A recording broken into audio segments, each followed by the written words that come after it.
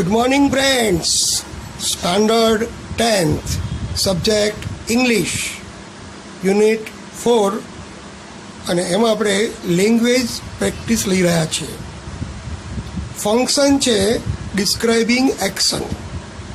જો વાક્ય એક્ટિવ અને પેસિવ વોઇસમાં જો વાક્ય એક્ટિવ હોય તો તેને ડિસ્ક્રાઇબિંગ એક્શન કહે છે અને તેને પેસિવમાં આપણે ફેરવી શકાય છે. જેમ કે L1 તમે જુઓ, L1માં someone stole my pen drive. આ જે સમવન છે એ સબ્જેક્ટ છે, કર્તા છે. સ્ટોલ એ ક્રિયાપદ છે. માય પેન ડ્રાઈવ એ કર્મ છે. તો આપણે પેસિવ કરીએ તો my pen drive was stolen. અહીંયા બાય સમવન લખવાની જરૂર નથી, કારણ કે કર્તા અનિશ્ચિત છે. My pen drive was stolen. Doer unknown. We sell all types of books here. તો વી એ સબ્જેક્ટ, સેલ એ વર્બ અને ઓલ ટાઈપ્સ ઓફ બુક્સ એ ઓબ્જેક્ટ. અહીંયા પણ all types of books are sold. અહીંયા બાય અઝ મૂકવાની જરૂર નથી, કેમ કે અનિશ્ચિત કરતા છે. તો all type of books are sold here. Doer not important. The SSCE secondary school certificate exam board announces the result. એટલે SSCE બોર્ડે પોતાનું પરિણામ જાહેર કરે છે. તો અહીંયા ધ SSCE બોર્ડ એ આખો સબ્જેક્ટ થશે, અનાઉન્સીસ એ વર્બ થશે અને ધ રિઝલ્ટ્સ એ ઓબ્જેક્ટ થશે, કર્મ થશે. The results are announced by SSCE. અહીંયા ઓબ્જેક્ટ ઇઝ મોર ઇમ્પોર્ટન્ટ.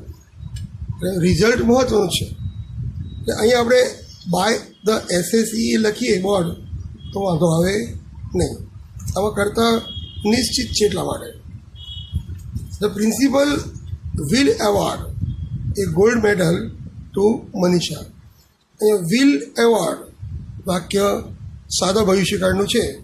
તમે જુઓ, આ બધા વાક્યો છે, એમાં પહેલું વાક્ય સ્ટોલ હતું, ક્રિયાપદ, એ સાદા ભૂતકાળનું હતું.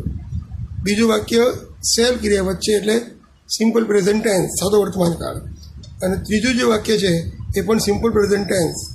જ્યારે ચોથું વાક્ય જે છે એ સિમ્પલ ફ્યુચર ટેન્સમાં છે. Will award. A gold medal will be awarded by the principal to Manisha.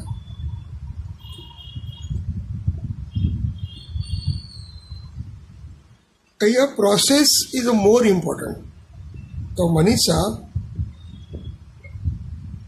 Manisha જે છે એ પણ કર્મ છે અને આ ગોલ્ડ મેડલ છે એ પણ કર્મ છે. તો તમે મનીષાને પણ કર્મ તરીકે લઈ શકો. તો Manisha will be awarded a gold medal by the principal. બંને જવાબ સાચા પડે, કેમ કે આ વાક્યમાં બે કર્મ છે. જેમ એક રાજા અને બે રાણી હોય, તો એમ આ ગોલ્ડ મેડલ એ પણ એક રાણી છે અને મનીષા એ પણ એક. તો આ રીતે બંનેને કર્તાને સ્થાને મૂકી શકાય.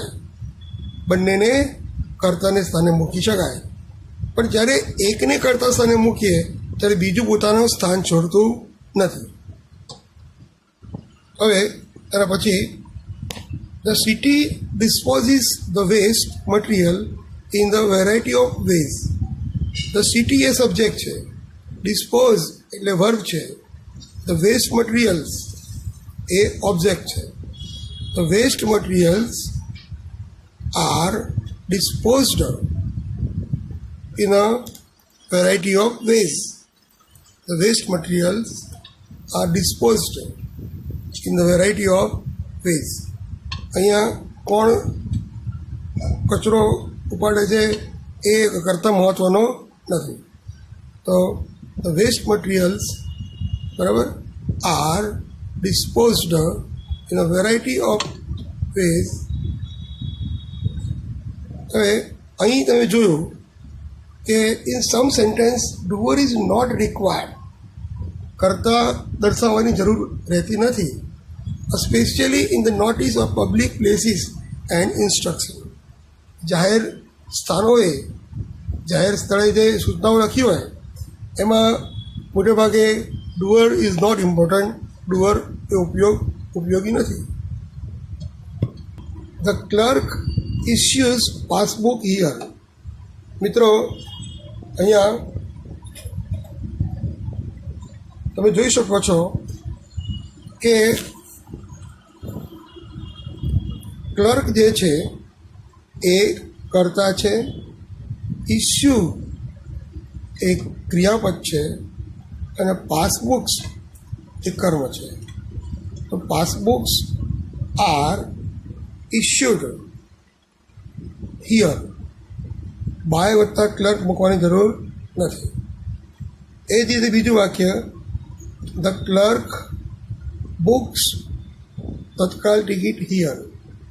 તો ક્લર્ક એ કર્તા છે, બુક્સ એ ક્રિયાપદ છે, તત્કાલ ટિકિટ્સ એ ઓબ્જેક્ટ છે. તો Tatkal tickets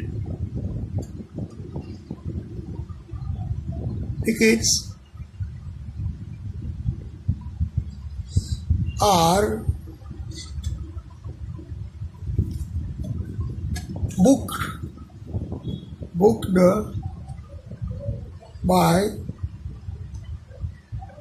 by the clerk લખવાની જરૂર નથી. Tatkal ticket are booked here. The accountant accepts fees at the account office. ત્યાં અકાઉન્ટન્ટનો ઉલ્લેખ કર્યો છે, તો પૈસા ઉઘરાનું કામ એ જ કરે. એને કરતાં ક્રિયા કોણ કરે છે એના કરતાં ક્રિયા મહત્ત્વની છે. તો અહીંયા એક્સેપ્ટ વર્બ છે, ફીસ જે છે એ ઓબ્જેક્ટ છે, બરાબર. અને at the office account office એ અન્ય શબ્દ છે. તો fees are accepted at the account office. By accountant લખવાની જરૂર નથી. પછી એ જ રીતે authority request the visitors not to feed animal. તો અહીંયા સત્તાવાળાઓ મુલાકાતીઓને વિનંતી કરે છે કે જે પ્રાણીઓ છે એમને મુલાકાતીઓએ કંઈ પણ ખવડાવવું નહીં. તમે જોઈએ ઓથોરિટી એ કરતા છે, પણ ડુઅર ઇઝ નોટ ઇમ્પોર્ટન્ટ. તો રિક્વેસ્ટ શું છે? વર્બ છે. ધ વિઝિટર્સ એ ઓબ્જેક્ટ છે. The visitors are requested not to feed animals. એ બાય ઓથોરિટી લખવાની જરૂર લાગતી નથી, કેમ કે મુલાકાતીઓને પ્રાણીઓને ખવડાવવા માટે ખવડાવવા માટે વિનંતી કરવામાં આવે છે. Authority advise passengers not to pack liquid item in suitcase. Authority એટલે સત્તાવાળા હોય, સરકારે. એડવાઇસ એટલે વર્બ અને પેસેન્જર્સ એટલે object. Passengers are advised not to pack liquid items in the suitcase. અહીંયા વાક્ય હવે we all maximum 6% event. We allow maximum 6% પર ઇવેન્ટ. તો અહીંયા વી છે એ શું છે? કરતા છે. એલો ક્રિયાપદ છે. મેક્સિમમ 6% પર ઇવેન્ટ, બરાબર, એ તમારો ઓબ્જેક્ટ છે. તો મેક્સિમમ 6% પર event are allowed maximum 6 persons per event are allowed by us મૂકવાની જરૂર નથી. The principal will declare the result of the tournament tomorrow. જો the principal જે છે એ કરતા છે, will declare એટલે ક્રિયાપદ, the result of the tournament tomorrow. તો મિત્રો અહીં will declare છે, સિમ્પલ ફ્યુચર ટેન્સ છે. તો the result of the tournament will be declared tomorrow.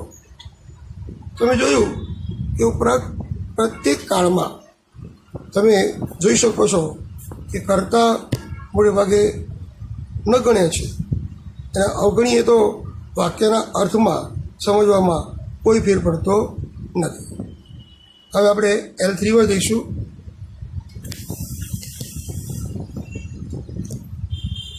Study the sentence and find out the emphasis or importance.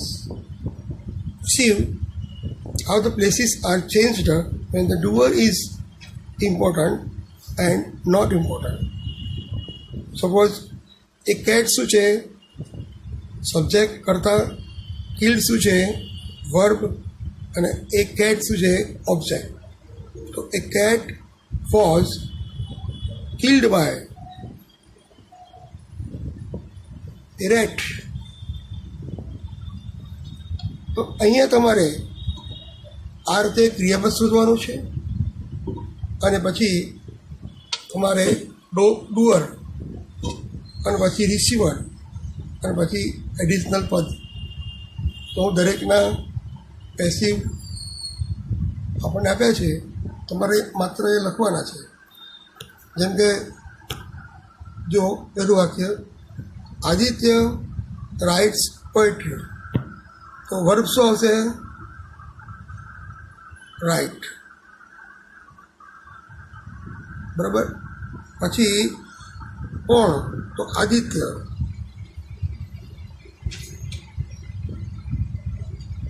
પછી vote અને whom, receiver અને object. શું આવશે? Object poetry.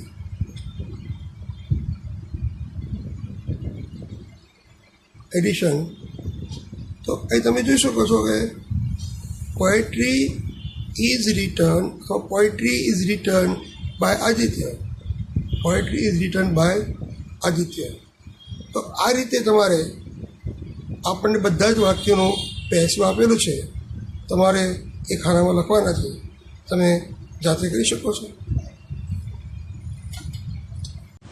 મિત્રો, L4 એક્ટિવનો પેસિવ કરવા માટે તમારે 3 વસ્તુનો ખ્યાલ રાખવો પડે. પહેલાં વાક્યમાં કર્તા, ક્રિયાપદ અને કર્મ શોધી કાઢવા પડે. પછી કર્તાને સ્થાને કર્મ, અને કર્મને સ્થાને બાય વત્તા કર્તા. બરાબર. જેમ કે Divya it's a banana every day. તો અહીંયા વાક્ય વર્તમાન કાળનું છે, ઇટ્સ છે એટલે.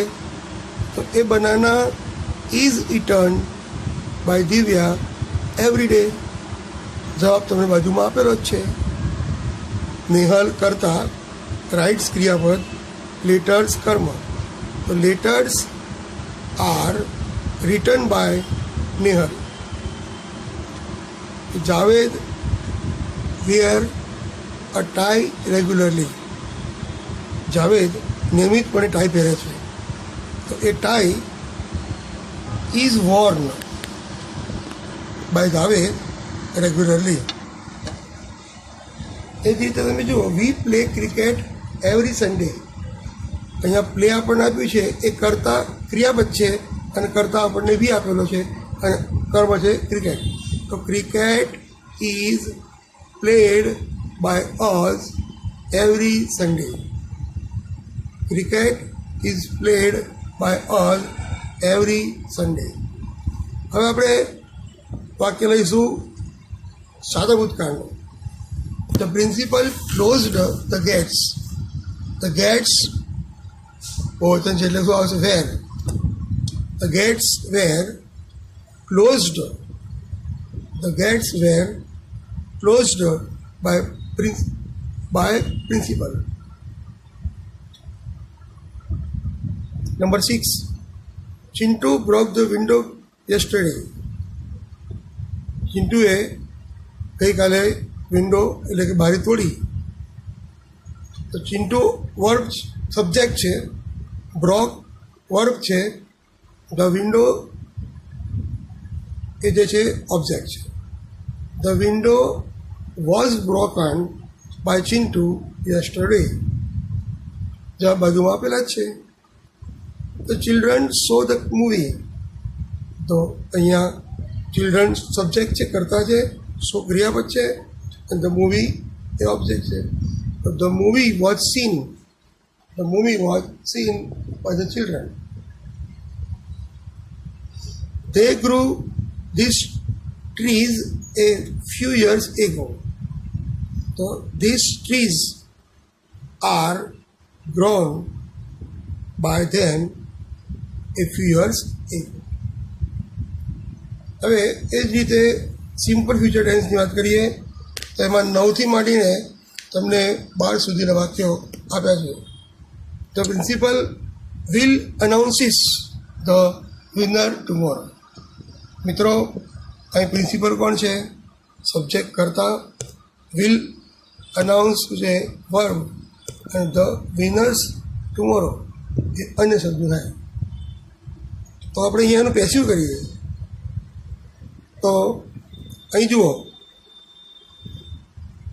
ધ પ્રિન્સિપલ સબ્જેક્ટ છે, વિલ અનાઉન્સ ક્રિયાપદ છે, અને ધ વિનર્સ એ ઓબ્જેક્ટ છે એટલે કે કર્મ છે. The winner will be announced by the principal tomorrow.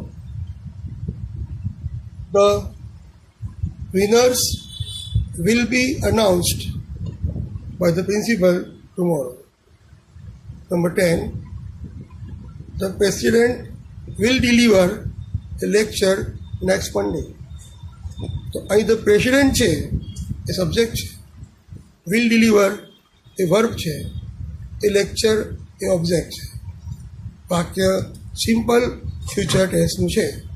તો a lecture will be delivered by the president next Monday. તો આ રીતે તમારે કર્તાને સ્થાને કર્મ, કર્મને સ્થાને કર્તા, અને વર્તમાન કાળ હોય તો એમ, ઇઝ કે આર અને ભૂતપૂર્વ થાય. ભૂતકાળ હોય તો વોઝ કે વેર અને ભૂતપૂર્વ, અને ભવિષ્યકાળ હોય તો શેલ બી કે વિલ બી પછી ભૂતપૂર્વનું રૂપ મૂકવામાં આવે છે. બરાબર. હવે નંબર આવ્યો આપણે નંબર 10.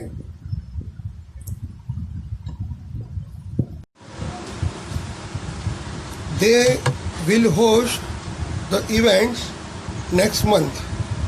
તો અહીં જો ધ્યેય છે એ કરતા છે, વિલ હોસ્ટ એ ક્રિયાપદ છે, ધ ઇવેન્ટ્સ એ કર્મ છે. The events will be hosted. The events will be hosted by them next month. એ જ રીતે હવે આપણે દરેક વાક્યમાં કરતા ક્રિયાપદ કર્મ મૂકતા નથી, સમજાવતા નથી. હવે તમારા વાક્યો સરળ રીતે કરી શકો છો. ઓલ ધ સ્ટુડન્ટ્સ એ કરતા છે, વિલ ડ્રો ક્રિયાપદ, એ પિક્ચર કર્મ. તો a picture will be drawn, a picture will be drawn by all the students in the next class. બરાબર. A picture will be drawn by the all students in the next class. Shivani has completed the project. તો અહીંયા has completed છે, પૂર્ણ વર્તમાનકાળ છે, આ verb છે, અને અહીંયા આ ઓબ્જેક્ટ છે. The project has been completed by Shivani. The project has been completed by Shivani. I have invested, જો હેવ ઇન્વેસ્ટેડ છે, a huge amount of money. A huge amount of money a huge amount of money has been invested by me. A huge amount of money has been invested by me. Mihir and Mona have sent invitation. તો અહીંયા મિહિર અને Mona subject છે, have sent verb છે, invitations object છે, કર્મ છે. તો invitations have been sent by Mihir and Mona. અહીંયા ધે કરતા છે, હેવ ચોઝન એ ક્રિયાપદ છે, ધ બેસ્ટ મૂવી એ ઓબ્જેક્ટ છે. The best movie has been chosen by them. The best movie has been chosen by them. હવે તમે જો પૂર્ણ ભૂતકાળ આપ્યા છે. ફર્સ્ટ, ફ્રેન્ડ્સ હેડ ઇન્વાઇટેડ મી લાસ્ટ નાઇટ. તો હેડ ઇન્વાઇટેડ છે, એની આગળ કરતા છે, પાછળ કર્મ છે. તો I had been invited by friends last night. મીનું શું જશે? આઈ થઈ જશે. I had been invited by friends last night. The police had caught all the thieves. પોલીસે બધા જ ચોરને પકડી નાખ્યા હતા. તો the police A subject, had caught એ ક્રિયાપદ અને all the thieves A object. So all the thieves had been caught by the police.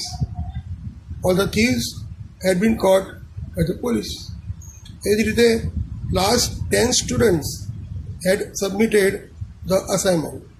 તો અહીંયા લાસ્ટ 10 સ્ટુડન્ટ છે એ સબ્જેક્ટ છે, હેડ સબમિટેડ વર્બ અને ધ અસાઇનમેન્ટ ઓબ્જેક્ટ છે, કર્મ છે. The assignment had been submitted by last 10 students. The assignment had been submitted by last 10 students. અને છેલ્લું વાક્ય જુઓ, they had cleaned the house. તો the house had been cleaned by them. મિત્રો, આ પછી L5, L6 જે અગત્યના મુદ્દાઓ છે, આમાં તમારે એક્ટિવનું પેસિવ કરીએ તો પહેલાં કર્તા, કર્મ અને ક્રિયાપદ શોધી કાઢવા પડે. પછી કર્તાને સ્થાને કર્મ મૂકવું પડે અને કર્મને સ્થાને બાય વત્તા કર્તા. અને ક્રિયાપદો, એક્ટિવ ક્રિયાપદનું રૂપ અલગ હોય છે અને પેસિવ ક્રિયાપદનું રૂપ અલગ હોય છે. એ પ્રમાણે તમારે પ્રેક્ટિસ કરી તૈયાર કરવાનું છે. તો આપણે આજે આ લેક્ચરની અંદર બહુ જ મહત્ત્વના મુદ્દાની વાત કરી, એ પણ તમે પ્રેક્ટિસ કરશો તો તમને આવડશે. તો મળીશું નેક્સ્ટ લેક્ચરમાં. C you again in the next lecture. Bye bye.